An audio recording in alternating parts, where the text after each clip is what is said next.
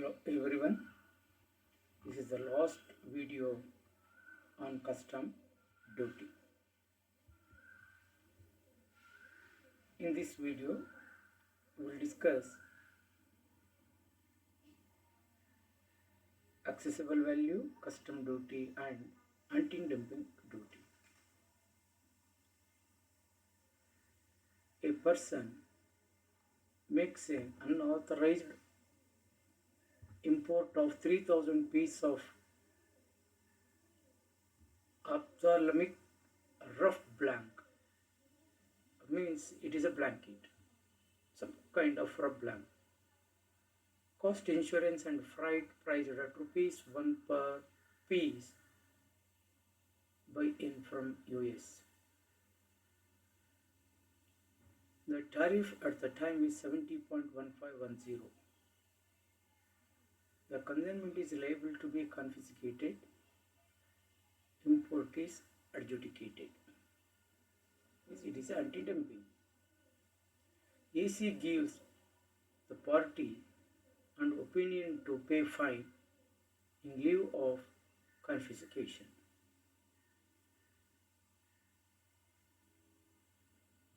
It is proposed to impose a fine equal to 70% of margin of profit. The market price is 100 pieces of rough blanks. The basic custom duty 10% include education cess is applicable. Exchange rate $1 equal to 75. Compute fine amount, consignment clearance amount and maximum amount to be payable by the importer. ಈ ಕ್ವಶನ್ನಲ್ಲಿ ನಾವು ಗಮನಿಸಬೇಕಾಗಿದ್ದಂಥ ಒಂದೇನು ಅಂದರೆ, ಒಂದು ಐಟಮನ್ನು import ಮಾಡ್ಕೊಂಡಿದ್ದಾರೆ, ಅದು confiscate ಆಗಿದೆ. Confiscate ಆಗಿ enquiry ಆದಮೇಲೆ ಅದನ್ನು 70% ಆಫ್ ದ ಪ್ರಾಫಿಟ್ ಮಾರ್ಜಿನನ್ನು ಕಟ್ಟಿಕೊಡ್ಲಿಕ್ಕೆ ಹೇಳಿ, ಆ ಕಟ್ಟೋದಾದರೆ ರಿಲೀಸ್ ಮಾಡಿ ಅಂತ ಕಂಡೀಷನ್ಸ್ ಮೇಲೆ ರಿಲೀಸ್ ಮಾಡಲಿಕ್ಕೆ ಹೇಳಿದ್ದಾರೆ. ಅವರು ಕೇಳಿದ್ದಾರೆ, ಈ ರೀತಿ ಕಂಡೀಷನ್ಸಲ್ಲಿ ಎಷ್ಟು ಅಮೌಂಟನ್ನು ಮ್ಯಾಕ್ಸಿಮಮ್ ಕಟ್ಟಬೇಕಾಗ್ಬೋದು, ಎಷ್ಟು ಫೈನ್ ಅಮೌಂಟ್ ಬರುತ್ತೆ ಅಂತ ಕೇಳಿದ್ದಾರೆ. First we need to calculate assessable value. ಆದರೆ ಇಲ್ಲಿ ಅಸೆಸಬಲ್ ವ್ಯಾಲ್ಯೂ ಕೊಟ್ಟುಬಿಟ್ಟಿದ್ದಾರೆ. ಯಾವುದು ಕೊಟ್ಟಿದ್ದಾನೆ ಸರ್ ಅಂದರೆ, ಸಾಮಾನ್ಯ 3000 piece at rupees 1 per, tariff 70.1510 ಅಂದರೆ ಕನ್ವರ್ಷನ್ ರೇಟ್ ರೌಂಡ್ ಅಪ್ ಮಾಡಿ 71 ಮಾಡ್ಕೊಳ್ಬೋದು. ಇದು ಯಾವುದೇ ಇನ್ಶೂರೆನ್ಸ್ ಇಲ್ಲ, ದೆನ್ ಟ್ರಾನ್ಸ್ಪೋರ್ಟೇಷನ್ಸ್ ಕಾಸ್ಟ್ ಮೆನ್ಷನ್ ಮಾಡದೇ ಇರೋದರಿಂದ ಡೈರೆಕ್ಟಾಗಿ ಕಾಸ್ಟ್ ಇನ್ಶೂರೆನ್ಸ್ ಪ್ರೈಸ್ ತಗೊಳ್ಬೋದು. That would be consider as assessable value. The assessable value 2,13,000.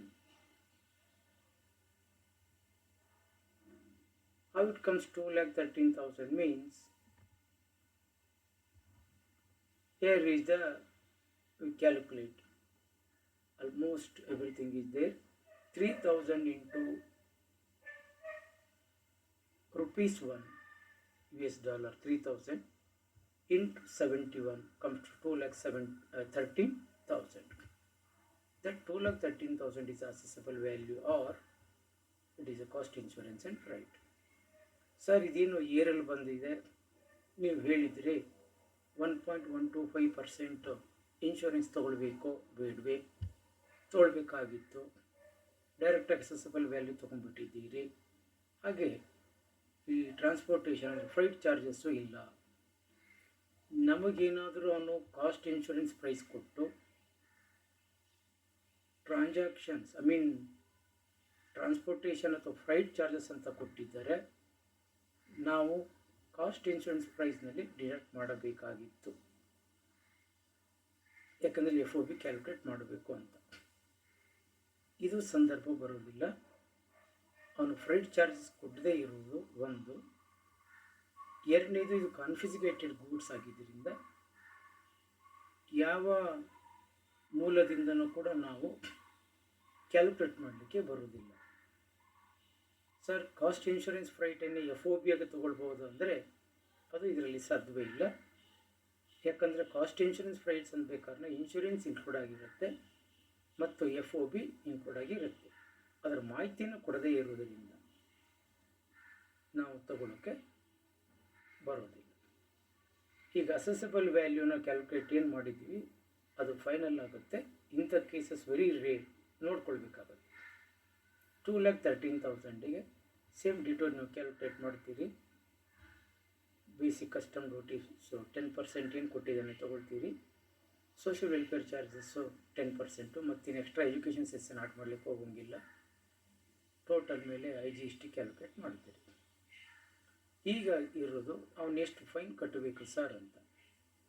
ಈಗ ಟೋಟಲ್ ಲ್ಯಾಂಡೆಡ್ ವ್ಯಾಲ್ಯೂ ಮಾಡಿದಾಗ 2,30,000 ಅಸೆಸಬಲ್ ವ್ಯಾಲ್ಯೂ ಪ್ಲಸ್ 65,990 ಅಥವಾ ಬೇಕಾದ್ರೆ 66,000 ತೊಗೊಳ್ಬೋದು. ಎರಡನ್ನೂ ಆಡ್ ಮಾಡಿದ್ರೆ 2,78,000 ಅದು 2,79,000 ರೌಂಡ್ ಅಪ್ ಮಾಡಿದರೆ ಅದು ಲ್ಯಾಂಡೆಡ್ ವ್ಯಾಲ್ಯೂ ಆಗುತ್ತೆ. ಅಷ್ಟು ಕಟ್ಟಬೇಕಿತ್ತು. ಆದರೆ ಇದು ಕಾನ್ಫಿಸ್ಕೇಟೆಡ್ ಆಗಿದ್ದರಿಂದ ಅವನ ಪ್ರಾಫಿಟ್ ಮಾರ್ಜಿನಲ್ಲಿ 70%ಗೆ ಫೈನ್ ಹಾಕಿ ಅಂತ ಹೇಳಿದೆ. ಹಾಗಾದರೆ ಪ್ರಾಫಿಟ್ ಮಾರ್ಜಿನ್ ಹೇಗಿದೆ? ಅವನು ಒಂದು ಪೀಸಿಗೆ ₹1 ಇಂಪೋರ್ಟ್ ಮಾಡಿಕೊಂಡ್ರೆ ನಮ್ಮ ದೇಶದಲ್ಲಿ ಆ ಪೀಸಿಗೆ $1 ಅಂತ ತೊಗೊಂಡ್ರೆ ನಮ್ಮ ದೇಶದಲ್ಲಿ ಅದೇ ಪೀಸಿಗೆ ₹100 ವ್ಯಾಪಾರ ಮಾಡ್ತಾನೆ ಅಂತ ಇಟ್ಕೊಳ್ಳೋಣ. ₹100 ಇಂಟು 3,000 ಅಂದಾಗ 3 lakh rupees ಆಗುತ್ತೆ. ಆ 3 lakhsಲ್ಲಿ ಟೋಟಲ್ 2,79,000 ಲ್ಯಾಂಡೆಡ್ ವ್ಯಾಲ್ಯೂ ಕ್ಯಾಲ್ಕುಲೇಟ್ ಮಾಡಿದಾಗ ಅದನ್ನು ಡಿಡಕ್ಟ್ ಮಾಡಿದ್ರೆ ಒಂದು 21,000 ರೂಪಾಯಿ ರಫ್ಲಿ ಲಾಭ ಬರ್ಬೋದು. ಆ ಲಾಭದಲ್ಲಿ 70%ಗೆ ಫೈನ್ ಹಾಕಿದ್ದಾರೆ. 14,700 ಕಟ್ಕೊಡಬೇಕು ಅಂತ. ಹಾಗಾದರೆ ಅವನು ಎಷ್ಟು ಅಮೌಂಟನ್ನು ಕಟ್ಟಬೇಕು ತನ್ನ ಗೂಡ್ಸನ್ನು ಕ್ಲಿಯರ್ ಮಾಡ್ಕೊಳ್ಳೋಕೆ ಅಂದರೆ 2 lakh ಫೈನ್ ಅಮೌಂಟ್ ಈಸ್ 14,707 ಕೊಡಬೇಕು. ಅವನು ಕಸ್ಟಮ್ಸಿಗೆ 65,990 ಆರ್ 66,000 ಕಟ್ಟಬೇಕಾಗಿತ್ತು.